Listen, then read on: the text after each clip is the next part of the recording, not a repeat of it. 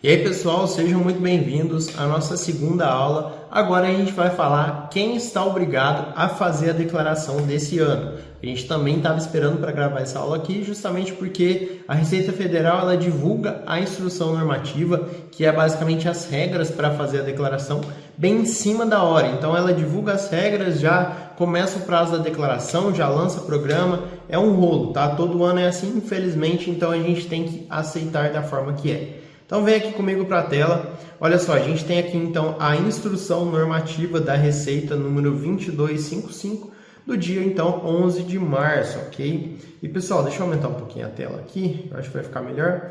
A gente vai falar dos principais pontos, ok? A gente não vai ler ela inteira como um todo, mas eu vou deixar o link dela aqui na descrição dessa aula. Se você quiser, eu recomendo você dar uma olhada melhor também, tá? Mas o que você precisa, a gente vai entender nessa aula aqui, ok? Então vamos lá. Quem está obrigado a fazer a declaração? Quem, no ano calendário de 2024, recebeu rendimentos tributáveis sujeitos ao ajuste na declaração, cuja soma foi superior a R$ 33.888, ok? O que é um rendimento tributável para começar? É um rendimento proveniente, por exemplo, de um aluguel, proveniente aí de um salário, ok? Proveniente se você é dono de uma empresa, tá? Um prolabore, por exemplo. Então, tudo isso são rendimentos tributáveis, tá? Existem outros exemplos aí também, mas basicamente o que se enquadra na maioria das pessoas é isso que eu acabei de citar. Então, 33 mil, vamos até dividir aqui, ó, 33.888 dividindo por 12 dá 2.824, ok? Então, a gente tem esse valor aqui por mês para você poder não ser obrigado a fazer a declaração.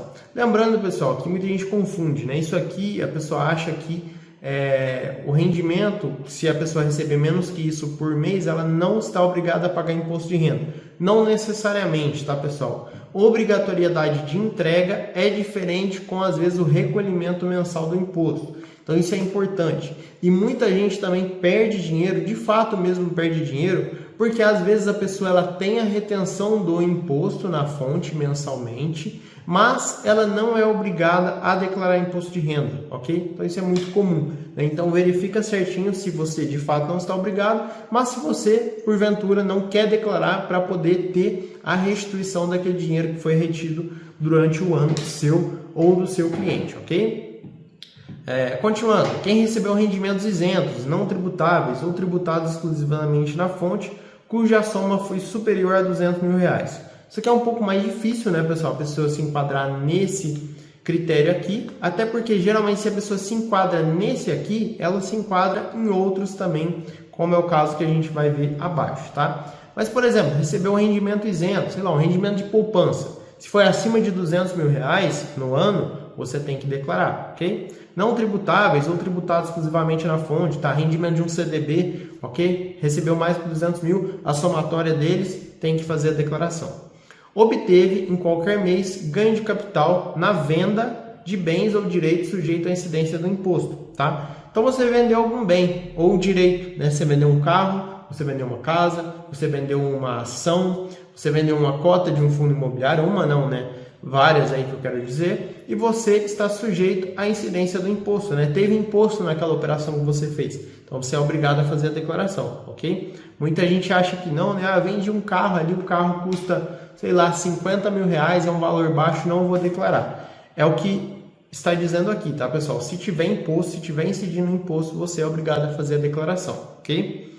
Realizou operações de vendas, tá? Eu gosto sempre de traduzir, alienações são vendas. Realizou operações de vendas em bolsa de valores, de mercadorias, de futuros e assemelhadas, cuja soma foi superior a R$40 mil, ou né, com apuração de ganhos líquidos sujeito à incidência do imposto. Pessoal, aqui muita gente se confunde, tá?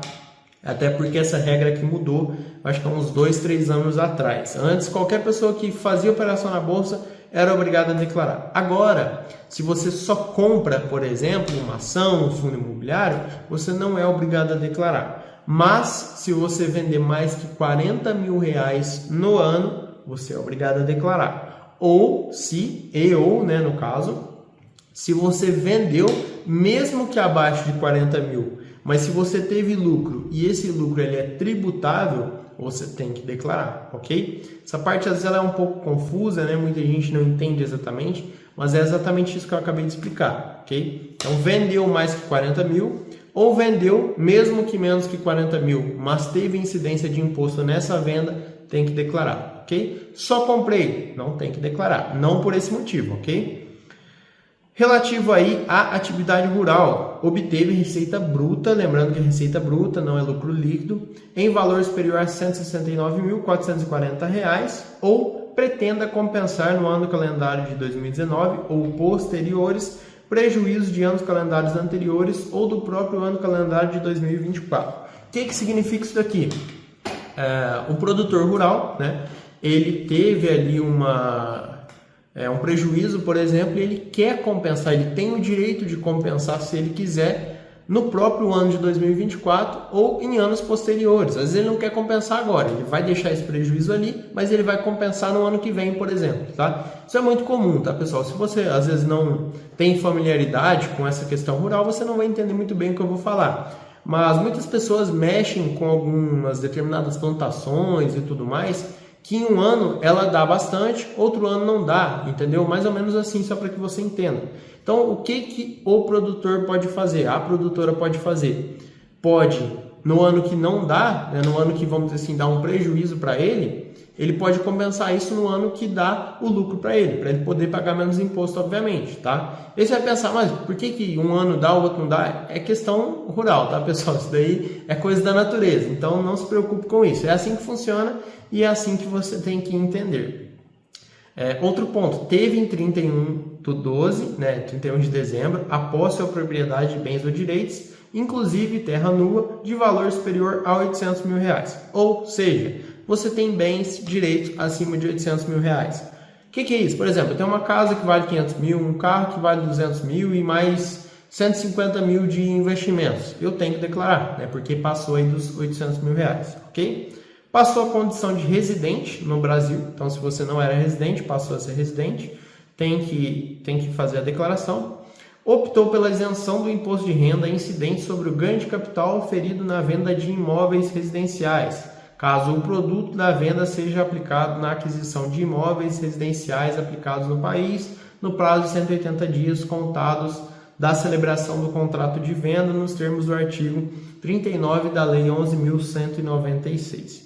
Pessoal, isso aqui, daqui para baixo a gente começa a entrar em pontos específicos, mas mesmo assim eu vou explicar algumas coisas para que você entenda, tá? Quando você vai vender um imóvel residencial, ok?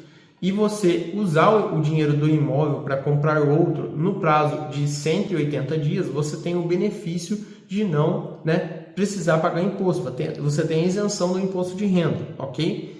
Existem alguns outros casos também, tem que ser imóvel residencial, tem que ser o seu único imóvel, não pode ter outro imóvel, enfim, então são casos específicos. Mas se você, por acaso, vendeu algum imóvel, fica ligado nisso daqui, tá? Você usou a isenção do imposto de renda? Não usou? Deveria ter usado, entendeu? Então são alguns pontos que você tem que tomar cuidado, ok? Pessoal, aqui está falando, ó, optou por declarar bens, direitos e obrigações detidos pela entidade controlada, direto ou indireto no exterior. Então, isso aqui são operações para quem faz operações no exterior, né? Quem tem bens no exterior. Acredito que não se enquadra na maioria, tá? Aqui a questão de trust, titularidade de trust e demais contratos regidos pela lei estrangeira. Então, são operações que geralmente você não tem que se preocupar, ok? Se você tiver alguma dúvida, é um caso específico, é o que eu sempre falo em todas as aulas, né? Existem muitas coisas que a gente não consegue tratar aqui no curso, até porque senão confunde a maioria das pessoas, tá? Então você me procura, a gente tem um WhatsApp, tem um suporte, me explica a situação que a gente vai resolver, ok? Atualização de valor de mercado de bens imóveis, tá? Você pode ter essa opção, mas se você optar por atualizar, você tem que fazer a declaração, ok? Rendimentos de capital aplicado no exterior nas modalidades de aplicações financeiras e de lucros e dividendos de entidades controladas, ok? Então também tem que fazer a declaração. E aí aqui tem alguns casos de hipótese, né, de dispensa de apresentação da declaração. Então aqui são coisas que a gente acabou de falar, só que basicamente é o contrário, tá? Pessoal, aqui a gente continua tendo a opção do desconto simplificado, que que corresponde a 20% do valor dos rendimentos tributáveis na declaração de ajuste anual. Se você não sabe o que é isso, que é um desconto simplificado, quando você for fazer a sua declaração, quando você for entregar a sua declaração, você tem basicamente duas opções. A declaração completa, que a gente chama, e a declaração pelo desconto simplificado. O que importa para você, porque a gente vai ter uma aula específica explicando cada detalhe sobre isso, é que você pode escolher o valor mais vantajoso para você ou pagar menos imposto ou restituir o maior valor, ok? E o próprio programa, ele te dá isso, ok? Então não precisa se preocupar com isso no momento.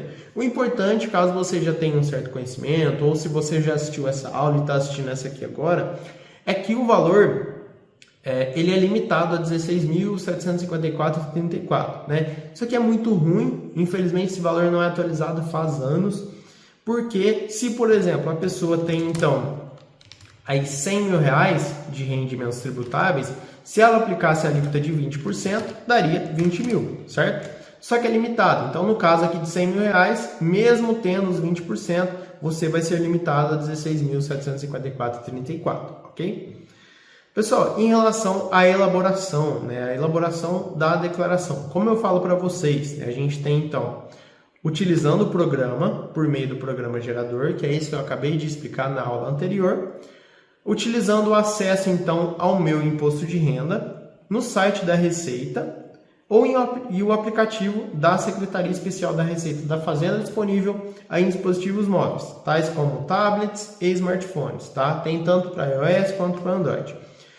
Porém, pessoal, existem algumas vedações, ok? Está até escrito aqui das vedações, por isso que eu sempre falo, ó, se você não quer se preocupar com vedações, com será que eu posso fazer no programa, será que eu posso fazer no celular? No programa você sempre pode, é o mais indicado. Agora, no celular existem algumas vedações, ok? Então vamos falar de algumas aqui bem rapidamente para a gente não estender muito essa aula. Artigo 5. Ficam vedados o preenchimento e a declaração e apresentação da declaração de ajuste anual por meio do Meu Imposto de Renda, que é basicamente um aplicativo, na hipótese de o declarante ou do seu dependente, tá? Mesmo dependente, informado na declaração, ter oferido os seguintes rendimentos sujeitos a tributação exclusiva ou definitiva. Ganho de capital na alienação de bens ou direitos. Então, teve ganho de capital? Não pode fazer no aplicativo Meu Imposto de Renda. Teve ganho de capital na alienação de bens, direitos e aplicações financeiras adquiridos em moeda estrangeira? Investe no exterior? Não pode, tá? Ganho de capital na alienação de moeda estrangeira, mantido em espécie. Você compra e vende dólar em espécie? Não pode, tá? Ganhos líquidos em operações de renda variável, realizado em bolsas de valores, de mercadorias, de futuros e assemelhados? Não pode também, tá? Então, infelizmente, né, a gente tem a opção aí do celular, de você declarar por tablet, enfim, só que tem muitas vedações, tá, pessoal? É o que eu sempre falo.